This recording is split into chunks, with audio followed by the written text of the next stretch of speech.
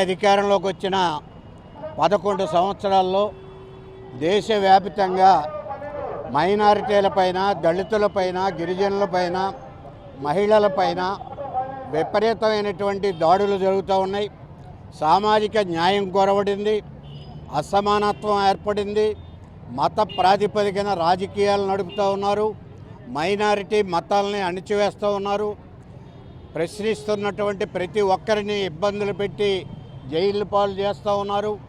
ఈ దేశంలో ఇప్పటికే 15 లక్షల మంది దళితులపైన దేశవ్యాప్తంగా దాడులు చేశారు.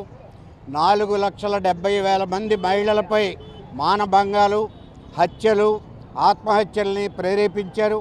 అలాగే అనేక మంది లక్షల మందిని మైనారిటీ మతస్థుల్ని కోత కోస్తూ ఉన్నారు. వీటన్నిటిపైన దేశవ్యాప్తంగా భారత కమ్యూనిస్టు పార్టీ సిపిఐ ఈ రోజున రాజ్యాంగాన్ని కాపాడాలని, సమానత్వం ఏర్పడాలని, రాజ్యాంగ లౌకిక విధానాన్ని అనుసరించాలని ఈవేళ దేశవ్యాప్తంగా ఈవేళ సామాజిక న్యాయం కోసం ఈవేళ ఆందోళన జరుగుతూ ఉంది. దానిలో భాగంగానే ఈ రోజున విజయనగరంలో కూడా ఈ కార్యక్రమం జరుగుతూ ఉంది. దీనికి వత్తాసు పలుకుతూ మన రాష్ట్రంలో ఉన్నటువంటి కూటమి ప్రభుత్వం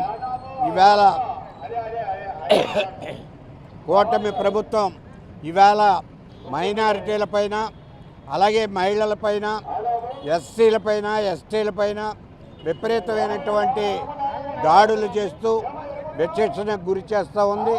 వీటన్నిటిపైన సిపిఐ రాబోయే కాలంలో పెద్ద ఎత్తున ఆందోళన చేసి ఈ ప్రభుత్వాల మీద తిరుగుబాటు చేస్తామని ఈ సందర్భంగా తెలియజేస్తాం. చరిత్ర సృష్టించినోడు